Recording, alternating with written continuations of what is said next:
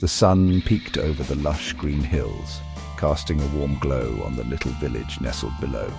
It was a day like any other in their little slice of paradise. Birds twittered merrily and a gentle breeze rustled the leaves of the palm trees.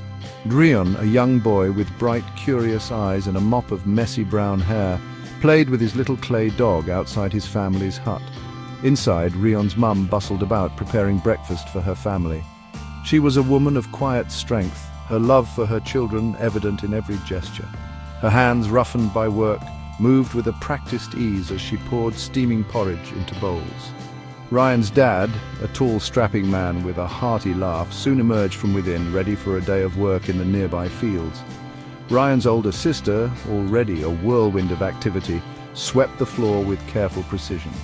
The aroma of breakfast wafted out of the open doorway, beckoning Rion inside. He knew better than to keep his mum waiting. He scurried in, his little clay dog trailing behind him, leaving tiny tracks on the dirt floor. The family gathered around their small table, their faces lit by the warm glow of the rising sun. With full bellies and hearts content, they were ready to face the day. Life in the village was simple, their days filled with the rhythms of nature and the comfort of family. Little did they know that adventure awaited them just beyond the familiar horizon. After breakfast, Rion's parents prepared to head into the jungle. His dad carried a sturdy axe over his shoulder, while his mum balanced a woven basket on her head. They were going to gather wood for their cook fire, a task they performed almost every day. Be good, Rion. Don't you and your sister get into too much mischief while we're gone. We would never dream of it. Rion's parents disappeared into the dense foliage, their laughter echoing behind them. The jungle, though familiar, held an air of mystery. It was a place of shadows and sunlight, where exotic birds sang and unseen creatures rustled in the undergrowth. As the morning wore on, Rion grew restless. He had helped his sister with her chores, and now boredom began to set in. He longed for adventure, for something exciting to happen. Just then, he remembered his aunt's delicious mango chutney. She lived on the other side of the jungle, and he knew she always had a jar waiting for him. I'm going to visit Auntie, he declared to his sister, a mischievous glint in his eye. Without waiting for a response, he scampered off, his little clay dog bouncing excitedly at his heels. The jungle welcomed Rion with a symphony of sounds. Birds chirped and whistled, their calls echoing through the dense foliage. Monkeys chattered from the canopy above, their silhouettes swinging from branch to branch. The air hung heavy and humid, filled with the sweet scent of exotic flowers.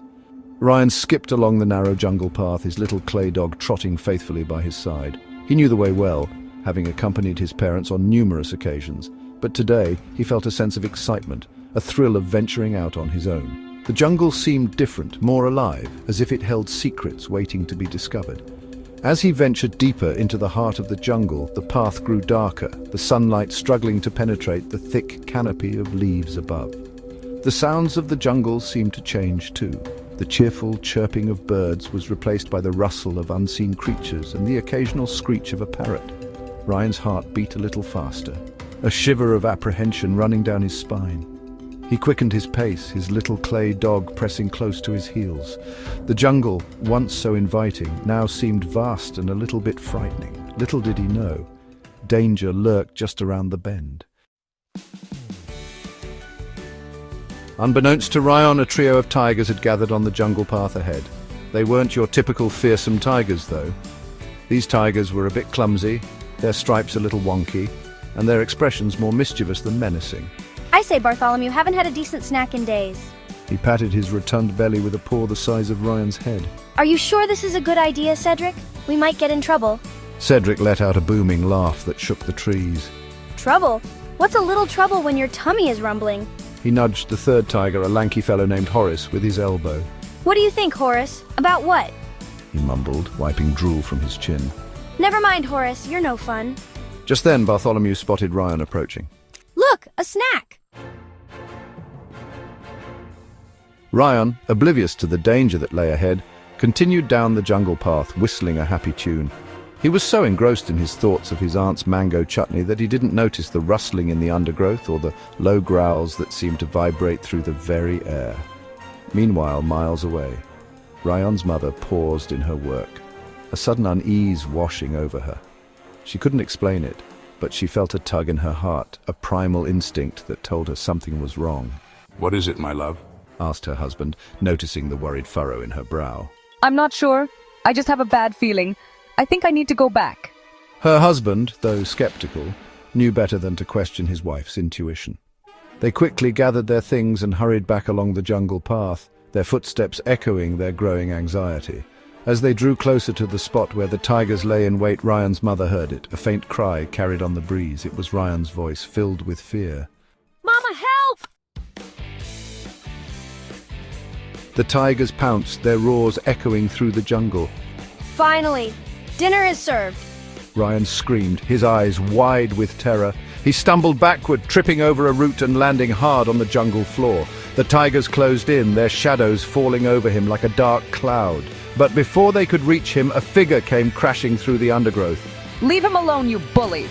It was Rion's mother, her eyes blazing with fury. She wasted no time, grabbing the sturdiest branch she could find and brandishing it like a weapon. The tigers, taken aback by this sudden turn of events, stumbled back in surprise. They had expected an easy meal, not a fight. Well. Looks like we have ourselves a defender. Rion's mother stood her ground, her grip on the branch tightening.